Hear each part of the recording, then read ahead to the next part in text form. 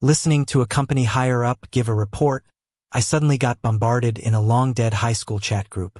Lewis, haven't you seen Billy's posts? He's getting married today, and you're not going? Only now, because of the constant pings, I realized my high school class president, Billy, was getting married, and everyone from our class was there. Sorry, I've been super busy at work. I tried to explain, but it just made the attacks in the chat even worse. Busy with what? You never post on social media. You must be doing terribly. Yeah, just admit you're embarrassed about your life. Then Billy joined in. Remember the bet I made that my wife would be out of your league? Honestly, I didn't remember. Other people in the group started mocking me. Billy's wife is a CEO with a multi-million-dollar dowry. Don't tell me you're so broke you can't afford a wife and can't even give a wedding gift. Maybe start a crowdfunding campaign and we'll pitch in. Under the barrage, Billy pretended to make peace but kept adding fuel to the fire. I'd really love for you to come to my wedding and witness this happy moment. He went on to say, I can even get you a job as a security guard if you show up. Then he posted a picture of him with his bride-to-be. I was stunned. Wasn't that my wife, Carrie? Sure, I'll definitely be there to witness, I shot back. Right after my reply, I got a message from Carrie. Hey Han, I'm visiting my parents today, but I left you some food in the fridge. Just heat it up when you're hungry. Love ya. Carrie and I have been married for 3 years. She spends money like water but always takes care of me, even when traveling. I used to find it touching, but now it's just ridiculous. I ended the meeting early and drove to Billy's hometown, following the location he posted. From a distance, I could see the huge red banner at Billy's family hotel. Congratulations to CEO Carrie on her wedding. It read. Billy, in a fancy tailored suit, was there waiting eagerly for the bride, surrounded by classmates from high school. Billy, you really had us fooled. Didn't know you were marrying a CEO. You're gonna be living the high life now. Don't forget us humble folks. Even our high school teacher was there, showering Billy with praises. Billy, I always knew you'd amount to something big. Billy soaked in the attention like a proud rooster. After marrying Carrie, she wanted to try her hand at business. I funded her ventures in fashion, beauty, fitness, all of them failed. Then she wanted to start her own company, so I let her manage my smallest business unit. Unexpectedly, it's become Billy's crowning achievement, the basis of today's shower of praises. As I arrived, my old classmates eyed me contemptuously. One of Billy's friends sneered, "Did you rent a Rolls for this occasion, Lewis?" Others chimed in, trying to show off. Huh? This car rental must be burning up a year's salary. You're only here to put on a front. There's no hiding it. I stayed calm. This is my car. Billy suddenly stepped up to me and punched me in the face. Your car? This is my wife's car. I've suspected she was seeing someone. Never thought it was you. A worthless leech. That punch left me dazed. Classmates gawked. Billy, is it really your wife's car? No doubt about it, Billy boasted, showing off intimate photos of him and Carrie in the car that matched mine. Everyone started whispering. So it's true. Lewis is just a kept man. Huh? Billy glared at me. Now I know why you never post online. Eating off others' success. Others joined in. Lewis always seemed so upright. Who knew he lived off a woman? I used to think he was a top student. Classmates' disdain only fueled the gossip. Even the teacher looked down on me. Lewis, don't claim you were my student. I didn't raise someone with no morals. Public shaming drew a bigger crowd, pointing at me, filming me. I was covered in everyone's scorn. I tossed my designer jacket, worth thousands, into the trash and glared at Billy. You hit me without knowing the truth. You really think you're untouchable, don't you? Billy strutted towards me, full of himself. What, you gonna hit me? So what if there's no law? He snapped. You show up at my wedding in my wife's car, begging for a beating? He turned to the Rolls-Royce behind me, cursing with rage. I hate mistresses the most, living off women, even more disgusting. He pulled out a key and scratched big letters into my car. Mistress scum. I glanced at those bold letters, my voice icy. You'll realize soon how ironic those words are. Billy blew up even more. You little punk. Steal my woman then laugh at me? The thought of you driving my wife's car makes me sick. He picked up a brick from the roadside and smashed it into my car, windows, lights, hood. He didn't spare a thing. Billy's the future head of the group. We can't let him get bullied by someone like Lewis, someone from the crowd shouted. Everyone grabbed whatever they could find and began smashing up my car. They didn't stop at the windows. They climbed inside and shredded the seats and interiors. The once pristine luxury car turned into a heap of scrap metal. I stared at these maniacs, my gaze cold. Hope you're just as happy when it comes time to pay for this. Ignoring my warning, they continued their rampage, treating me like I was invisible. Suddenly, one of Billy's sidekicks popped the trunk and shouted, "Look at all the stuff he's got back here." Billy walked up, pulled out a painting, and sneered, "A lowlife gigolo collecting art to pretend he's classy?" I stepped up, warning them, "These are worth more than the car, especially that piece." These were auction items I hadn't had time to display. Billy sneered and kept tearing everything apart. "These paintings in the hands of scum like you are an insult. You're not worthy of any of this." He ripped a masterpiece into pieces, stomped on it, then someone yelled, "That looks like an authentic Chi Baisher. Started at $3 billion in the auction." Billy arrogantly replied, "So what? It's all my wife's money. Her money is mine. I can destroy my stuff if I want to." I was speechless with anger. Not to mention that Carrie's a lavish spender who frequently bankrupts her businesses. Even the company's value nearly halved under her leadership because of her incompetence. If she weren't my wife, she'd be figuratively long gone. Yet Billy and these classmates see her as this incredible CEO, admiring her like she's the best thing ever. With Billy leading, other classmates started ripping into the stuff from my trunk. Watching them all, I silently pulled out my phone to pinpoint my location and call for help. But before I could say a word, one of Billy's lackeys snatched my phone and slammed it to the ground. "Calling for backup? Who do you think you are? Surrounded by your sugar mommies. Seriously, man, you're fake as hell." Laughing loudly, they didn't stop mocking me. Looking at my shattered phone, I said coldly, "Hope you're this happy later." Billy grabbed me by the collar. "You nothing? Threatening us?" He noticed the jade pendant necklace around my neck, yanked it off. "Another thing bought with my wife's money?" When I saw that, my face changed. "Give the necklace back," I demanded. Seeing my reaction, Billy laughed. "Oh, this must be precious." I was desperate. "It's not about the money. It's important to me. This jade pendant is a talisman my mom begged for me with her life. I was a sickly child, almost died when I was 5. My mom wouldn't accept losing me. Went to the temple, crawling on her knees up the mountain in sweltering heat, bloody and broken, to get this pendant. I miraculously woke up, but my mom fell gravely ill, passing the pendant to me with her final request: "Keep it safe." I treasured it all my life. It's my mom's legacy and my sacred line. I can't allow anyone to damage it. But Billy didn't care. He smashed it to the ground. It shattered, scattering across the earth. "No." Watching this moment, my heart tore apart. "You monster," I seethed, unable to hold back. I punched Billy fiercely, filled with rage. I barely wound up for another when someone kicked me. Then the group pounced, kicking and punching me. "You think you can hit Billy? He's the CEO's husband. All over a necklace you got from being a gigolo? Get over it, you lowlife." Even the teacher kicked me a couple of times.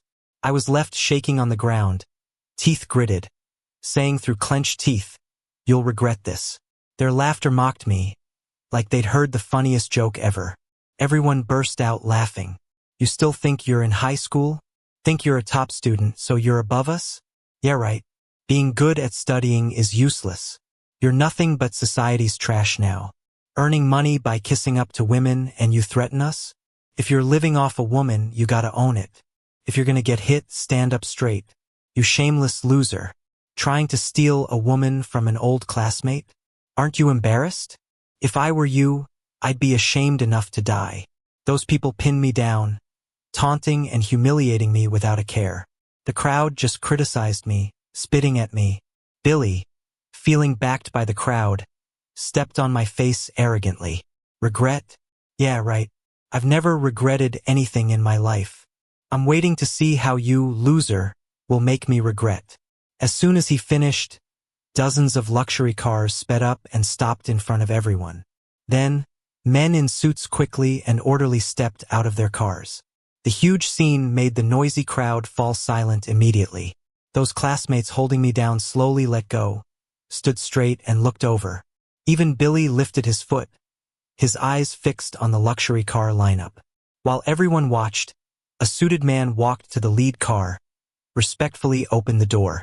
Then Carrie, wearing a high-fashion wedding dress, slowly stepped out. She had a slender figure, smooth curly hair, beautiful appearance, and a noble aura, instantly attracting everyone's attention. Is that the CEO, Carrie? Yeah, that's her. No wonder she's the famous Ice Queen CEO. Even arriving at her wedding in such style. Look, the trunks are open, full of cash for the dowry. Wow, beautiful, rich, and generous. No wonder Louis is her boy toy. Billy's really lucky. Huh? Marrying this top-tier woman. I can't even dream about it. Amidst everyone's admiring exclamations, Billy smugly took Carrie's hand. Honey, you're so beautiful. Marrying you is my good fortune from a past life. Carrie smiled, you're just sweet-talking me. Seeing this, those old classmates rushed up to curry favor. Carrie, hi. I run a small ad company. If your group needs ads, could you consider us? Here's my card. Carrie, this is our company's new product. Free for you to try. If you like it, we'd love your feedback. Carrie, hi. I've been Billy's desk mate for 3 years, and I've admired you for a long time. Does your group have any vacancies? I'm willing to learn anything. Suddenly, all the old classmates tried their best to get in front of Carrie, recommending themselves by any means. Watching old classmates bow and scrape in front of Carrie, Billy's smile grew even wider. This feeling of superiority really satisfied him. Carrie just perfunctorily had her assistant accept everything, seemingly used to it. Then Billy's mom approached, smiling at Carrie. Dear daughter-in-law, finally you're here. We can't wait to have you in the family. Come, let's quickly go into the hotel and finish the wedding. All the relatives are waiting. Carrie nodded and was about to go inside with Billy when suddenly, sirens came closer rapidly. Officers swiftly got out of their cars, sternly saying, Don't move. We got a report about troublemaking and assault here. The police arrival instantly killed the happy vibe. The old classmates panicked. Some didn't even dare to lift their heads, scared of trouble. Carrie was a bit puzzled. Glancing at Billy, what's going on? Why are the police here? A guilty look flashed in Billy's eyes, and he mumbled, My classmates said they'd discipline a gigolo for me, so they taught him a lesson. Hearing this, an unnatural look crossed Carrie's face. Gigolo? You know you're the only one in my heart. Why would I have someone on the side? Billy pressed his lips, looking innocent. All right, maybe I made a mistake, but even if he's not your kept man, he's someone who messed up my wedding. It's right for everyone to deal with him. The old classmates instantly agreed shamelessly. Right. That guy always competed with Billy in high school. Never could stand Billy doing better. Billy was nice enough to invite him to the wedding, and then he came to mess around. Yeah, back in school he always targeted Billy. Everyone just couldn't stand him anymore. Their goal was to earn Billy's favor today, so they spared no effort to belittle me and praise Billy. Billy's mom also persuaded, Dear daughter-in-law, my son values this wedding. If that loser caused trouble, it'd embarrass you. After listening, Carrie nodded slightly. If it was someone picking on Billy, a lesson was appropriate. Seeing Carrie's approval, Billy felt confident. He straightened up, faced the police, and righteously said, Officers, there was someone disrupting my wedding first. We had no choice but to act. The policeman frowned and stated, For the specifics, everyone needs to return to the station for investigation. The old classmates who had beaten me looked flustered again. However, Billy remained unafraid. I'm not going. Today's my wedding day. I won't go to the station. Then he looked at Carrie. Honey, you're the CEO of a big group. Your connections are endless. Help me out here, please. The others also looked to Carrie for help. Yeah, Carrie, someone as important as you, the police should listen to you. Today's your big day with Billy. If everyone goes to the station, it's embarrassing for you. Exactly. Your group is one of the top in the state. A word from you can settle this. Billy's mom added, Dear daughter-in-law, today is a big day for you and my son. We've got so many friends and family watching. We can't be embarrassed now, can we? Faced with everyone's anxious looks, Carrie stood tall, confronting the police confidently. Officer, I'm Carrie, the CEO. I know you're department heads. Can you let this slide? The cop hesitated for a moment, then spoke firmly. You can't just hit people in public, no matter who you know. It's not up to me to decide if we drop it. Unless the victim forgives you and doesn't press charges. Carrie smirked, confident. Simple. I doubt anyone would dare go against me, Carrie. She then turned to Billy. Where's the person you hit? Billy quickly guided Carrie through the crowd and pointed at me, lying on the ground. Honey, it's this guy. I was a mess, dirty clothes, disheveled hair. Carrie didn't even recognize me. She glanced at my injuries dismissively, sneering, You're the one who bullied Billy back in school, right? I'm Billy's wife. You've already been taught a lesson, so I won't hold a grudge. Today's my wedding day with Billy, and I won't allow any disruptions. You're barely scraped up. I'll give you compensation later to settle this. You don't have any objections, right? Carrie's words were nonchalant, her tone full of superiority. Like speaking to me was a big favor. I had no reason to refuse, but I didn't reply, just scoffed. Carrie frowned slightly. What? Not satisfied? She paused for a moment, then added, whatever. Since it's my happy day, I won't fuss too much. If you have any issues in the future, you can come to my office. I'll sort it out for you. Is that enough? She looked down at me disdainfully, like I was the one begging for handouts. Billy was clearly annoyed, saying, We didn't kill you. Be grateful. Don't bite the hand that feeds you. If we weren't old classmates, you'd be getting nothing. Our other classmates joined in, jealous and bitter. Right, you think you're still that star student from high school? Carrie offering you this is your luck. Stop pretending and get up to thank her. They figured I was secretly pleased with Carrie's offer, like it was my biggest achievement. With everyone piling on, Carrie got impatient, saying, Out of respect for Billy, I've been more than fair. Don't push it. If you ruin my wedding, I won't be so kind. Under her threat, I braved the pain, slowly standing up to face her. Carrie, you've got quite the swagger, I remarked. The first time I met Carrie was on a rainy night. I was driving home, and with the rain and darkness, visibility was terrible. She appeared out of nowhere, and I hit the brakes hard but still knocked her over. I was frozen, quickly getting out to help her to the hospital. But she staggered up, saying it was fine, and left without looking back. Watching her limp away into the night was unforgettable. I felt drawn to her and did everything I could to find out about her. I discovered she worked at my dad's company. Felt like fate. So, I joined his company as an intern the next day. When she saw me at the office, she was clearly surprised. I then found out she was a new intern too, always wearing big glasses, dressing plainly, and acting politely. Her gaze was innocent, giving off a naive vibe. But she worked hard, telling everyone she'd endured hardship growing up and only had persistence to rely on. She was the office's most diligent intern, always working intensely. Her dedication moved me, and I pulled some strings to get her a permanent position. She was over the moon, glowing with joy. After that, she threw herself into her work even more. I admired her tenacity. We gradually grew close. I realized the seemingly simple Carrie had a charmingly playful side, always ready to share her breakfast with me if I'd skipped mine, bring me hot water and medicine when I had a stomachache, and tell jokes to cheer me up. Being with her was always a relaxing experience. Even in silence, her presence was comforting. But our friendship crossed a line one day at a coffee shop. I was in line when the woman ahead accused me of groping her. The whole cafe stared at me with judgment. I defended myself, but no one believed me. The footage didn't catch the critical moment due to the camera angle. Everybody seemed so righteous. They said they were going to take me to the police station. Just when I couldn't defend myself, Carrie suddenly stepped up with her phone. She said she had been recording and taking selfies in the background. She captured the whole incident. The video showed I never touched that woman. Afterwards, that woman fled feeling ashamed. Everyone who accused me started apologizing. In that moment, I looked at Carrie, and suddenly she glowed with this captivating aura. Couldn't look away. Later, I confessed my feelings to her. She gladly accepted, and that's how we started dating.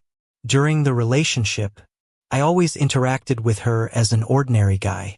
I took her to movies, strolled around town, visited parks, and explored amusement parks. Life was simple and happy. Later on, I introduced Carrie to my dad. The moment she found out I was the son of the richest man, Carrie got nervous and uneasy. My dad didn't look down on her rural background. He clearly expressed that he didn't care about social status, because no family is richer than ours. He only had one requirement, that she must wholeheartedly love me. To this, Carrie swore.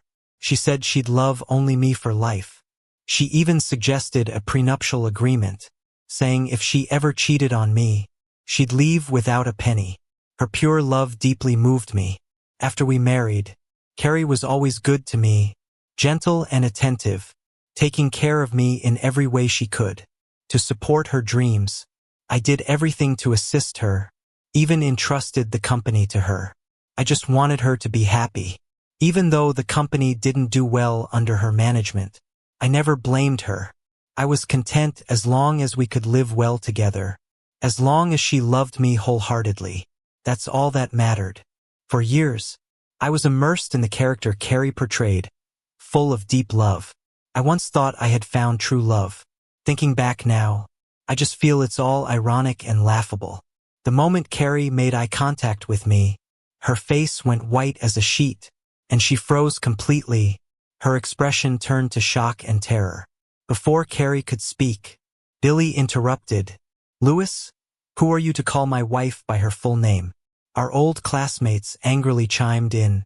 "Yeah, don't think just 'cause Carrie wants to make it up to you, you can act recklessly. Without Billy, you're nothing to Carrie." "Exactly. Someone like you is lucky to even see Carrie. You think being Billy's old classmate gives you free rein?" Standing amidst everyone's insults and belittling, I felt nothing. But Carrie's face only got worse. I looked at Carrie with a teasing smirk, and casually asked, "Carrie, did you hear that? They say I don't deserve to call you by your name. What do you think?" My offhand question almost made Carrie collapse. Her lips trembled as she was about to speak, but Billy jumped in. "You worthless thing. How dare you talk to my wife like that?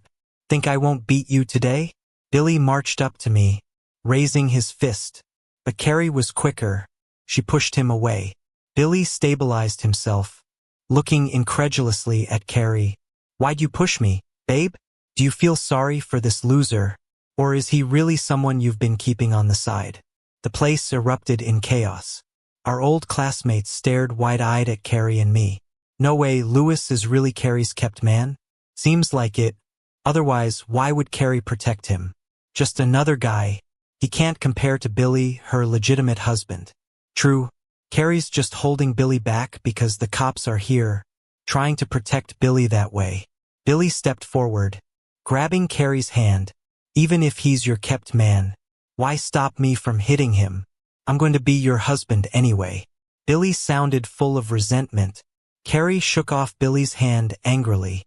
"Get lost." Billy stood there, baffled, staring at the fierce woman he didn't recognize. He really couldn't believe that the woman he loved with all his heart could have such a harsh side. Carrie wasn't concerned about Billy's feelings. She was anxious for herself. She grasped my sleeve gently, swaying like a child who made a mistake, carefully said to me, "Darling, I know I was wrong. Please forgive me this once." Carrie tried to act spoiled and charming as usual, hoping I'd be moved like always. I looked at her expressionlessly, disappointed. "Carrie, before the marriage, you promised me once like you'd love me and only me forever. But look where we are now." I pointed at Billy and went on. "You say you love me, but you're out there marrying someone else. No wonder I used to just run into you on the street and you'd leave without a word. No wonder you conveniently showed up at coffee shops to help me out and told me not to worry about a lady's slander, saying she just misunderstood. And no wonder when I brought you home and you found out who I really was, you didn't even flinch. Now that I think about it, you've probably had your eye on me all along. That car accident back then, was that your calculated way to get close to me or what? You knew my family's situation, so you did everything you could to grab my attention, using me as a stepping stone while living it up on my dime. Carrie, you really played your cards well. I was so into the love and attention Carrie gave me that I never doubted her. But it turns out all those touching moments were her carefully laid plans. It's laughable. I thought I'd found true love. I treated her as the most important person in my life. Honey, I truly love you. Carrie kept pulling on me, looking scared and genuinely worried about losing me. Billy still seemed super confused and asked Carrie, "What are you doing, Carrie? You're a CEO. Even if he is your husband, you don't need to bow down so low. Why are you trying to please him like that?" Carrie, red-eyed and angry, glared at Billy and shouted, "Because everything I have is thanks to him." The moment she said that, a bunch of luxury black sedans suddenly pulled up by the curb. A group of suited bodyguards in sunglasses got out, all orderly, heading straight for me. They bowed respectfully, "Lewis," their voices loud and echoing, leaving everyone stunned. Everyone in the area, dumb or not, could tell that I was someone important. Finally hit them how big they messed up. I gave them a cold look and told the police officer, "Officer, these people slandered and attacked me in public and broke a fortune's worth of my stuff. I'm not taking this lightly. Handle this seriously, will ya?" "Okay," nodded the police officer, quickly taking everyone involved to the station. Before leaving, he advised me to bring all my receipts for the damages and my injury reports to the station for a full assessment. I went to the hospital to treat my wounds and get the necessary reports, then headed to the police station with all the paperwork. In the station, former classmates who had been acting all high and mighty now looked downright miserable. They had been buttering up Billy because they feared Carrie, a CEO, assuming Billy was the group's future owner. But the guy they were sucking up to was someone they'd always looked down on. Meanwhile, I'm the big deal they tried to bully. It was like they swallowed a fly, disgusting and unbearable. Every one of them stared at Billy like he was dead meat. Billy, by now, was a totally broken man. The biggest hit of his life wasn't just about facing massive compensation. Worse was how he always claimed he hated cheaters, but it turned out he was the affair all along. The wedding became a joke, and he was the laughingstock. He couldn't handle it. The police checked my files, tallying up the damages Billy and the others did to over $960 million in value. Everyone went pale at that. They couldn't believe it. How could he have this much money? One said. "Officers, don't get fooled by him," said another. "Yeah, we went to high school together. He was always so low-key, never looked like he came from money." A third chimed in. "This is fishy." They all agreed such cash has to be dirty. The cops snorted. "We checked already. He's the son of a billionaire. You can't even imagine his worth. Just because he keeps a low profile doesn't mean he's a target for your nonsense." Silenced by the cops' words, they were speechless. "You guys did enough damage to land in prison for life. Maybe use that energy to think about repaying instead of doubting someone's wealth. He's clear, no deals with you lot. $960 million. For everyone there, it was an impossible amount. They couldn't pay, so they tried to play victim. Come on, we're all classmates. You're loaded anyway. Why drag us down?" One protested. "Yeah, it was all a misunderstanding. Let it go. Why put us on the spot?" Another pleaded. "It's just a car and some collection pieces. You won't fuss over such a small issue, right?" They were trying to sound righteous, continuing to diminish the damage as if $960 million was just pocket change. I could tell they thought since I was unharmed and wealthy, I should just take the fall and forget it. I just laughed bitterly, saying, "Now we're classmates? Why didn't that matter when you attacked me? You sure acted all high and mighty while destroying stuff, didn't you? What do you mean by telling me not to fuss with you now? You can break stuff, but you can't pay for it?" Back in high school, I always kept a low profile and focused on my studies.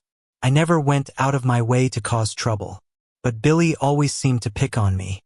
Said I was pretending to be superior or wasn't a team player. He'd even bring a whole crowd to bully me. At those times, a group would hype things up. I bit my tongue to avoid trouble, stayed out of their way whenever I could. Didn't think my backing down would make them bolder. Today, they beat me up without hesitation. If I don't teach them a lesson, they'll keep pushing around the weak. When they saw I wasn't backing down, my old classmates panicked. They didn't dare to confront me, so they turned on Billy. "This is all your fault, you useless jerk.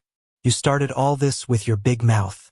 Yeah, you're the one who mooches off others, then drags us into it. And you going around saying you're the heir to a major company. Really?